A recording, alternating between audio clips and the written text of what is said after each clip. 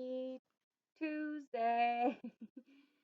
Today I thought we'd read Alice and Greta. This is one of my all-time favorite books from when I was a child. Actually, my own copy um, that was given to me in 1997. Yes, Miss Katie is very old. Okay, I love this book. It's actually in really good condition, though, for being almost, let's see, what, 23 years old? Not too bad. All right. Once, a long time ago, two witches lived on top of a mountain. Although they both looked out at the same view, they saw things differently. Look at, she's all nice. It says welcome, and she's a little grumpier. It says keep away.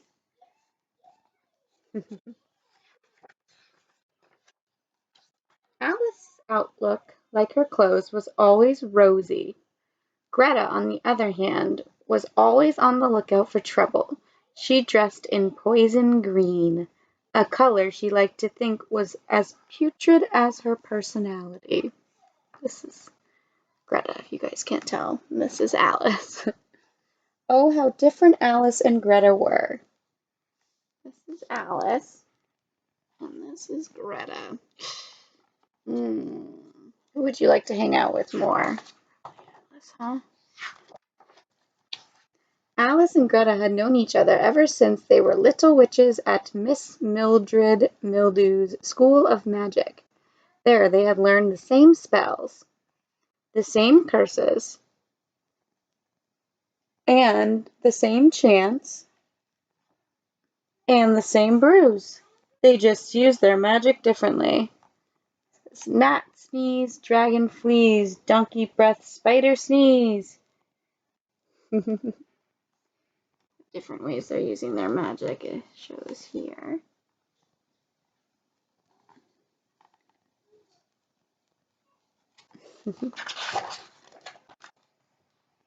Whereas Alice's spells were simply enchanting, Greta's were deviously diabolic.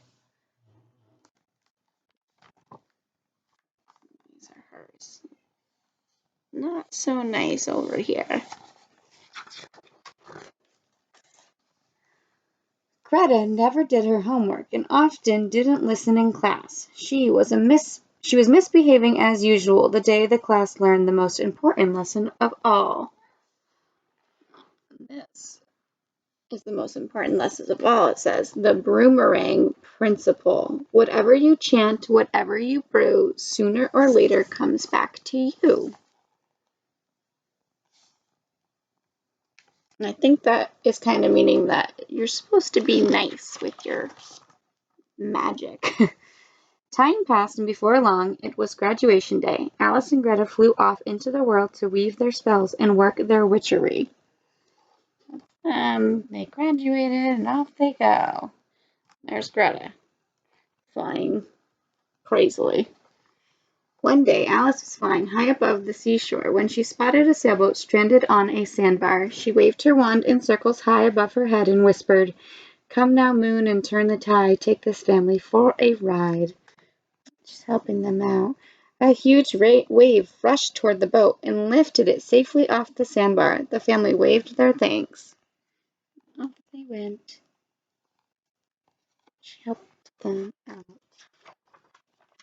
On the other side of the world, Greta was using the same spell, just a little differently. She saw some children building a sandcastle on a beach.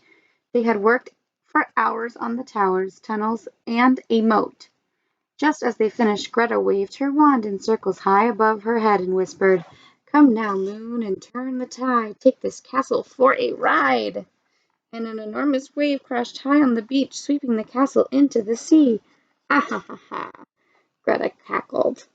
Then she disappeared into a cloud as the children ran crying to their mothers.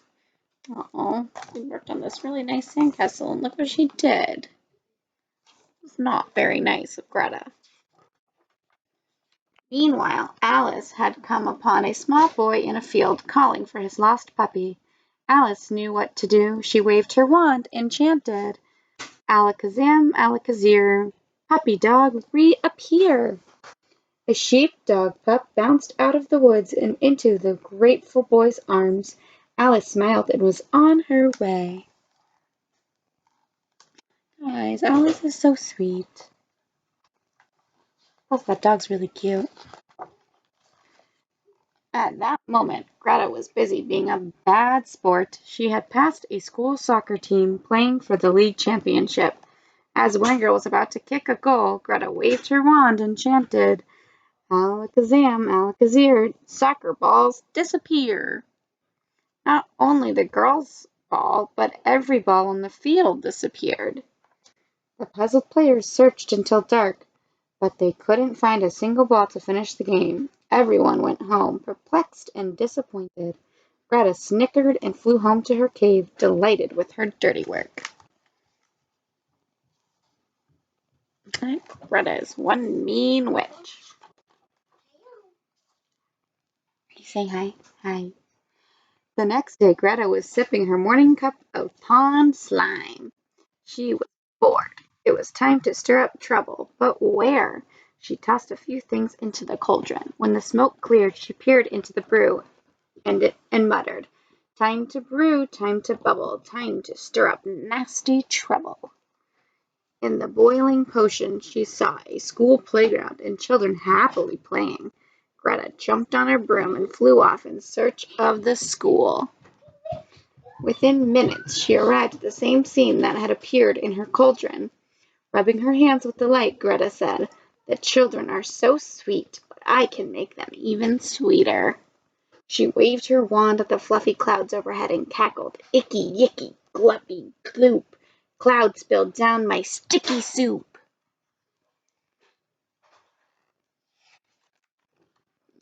Kids playing. With a crash and flash, the fluffy clouds ahead rained down millions of melting marshmallows onto the children. At first, the children were delighted, but as soon as they realized they were stuck in the gooey, sticky marshmallow mess, they called for help. Greta just laughed and laughed. At first, they're happy because they get to eat it and they think it's so yummy, and then they realize they can't move. Alice heard their cries and appeared from behind a cloud. But before she could lift a wand to help, Greta spotted her. Oh, no, you don't, she yelled and pointed her wand at Alice. Icky, sticky, gloopy goo, another sweetie for the stew. See, Alice is coming to help, and Greta says, No way, I'm not gonna let you. A million more marshmallows fell on Alice. Before she knew it, she and her broomstick were pulled to the ground and stuck fast in an icky, sticky mess. She was helpless, unable to lift her magic wand. She got stuck. Alice struggled, desperate to think of what to do, when she remembered something she had learned in school. She looked hard at Greta and said these words, Whatever you chant, whatever you brew, sooner or later comes back to you. Nothing happened, so Alice added a little spell of her own. Make it sooner, not too late. Help me now. I just can't wait. With that, the marshmallows lifted off Alice and the children and landed thwap on top of Greta. The children crowded around Alice and cheered. Looks like Greta got a taste of her own medicine. To this day, Alice lives in her cave on the hill, where the view just keeps getting better and better. And there's Alice playing with all of the kids, using her magic for good. And for now, Greta is stuck, learning something she should have learned long ago. All the things are coming back to her that she did that were mean to other people. The wig, and disappearing soccer balls, and the icky sticky goo. That's it for today, my friends. I hope you enjoyed our story. This is, again, one of my favorites from when I was a kid. So I really hope you guys liked it too. Okay, bye.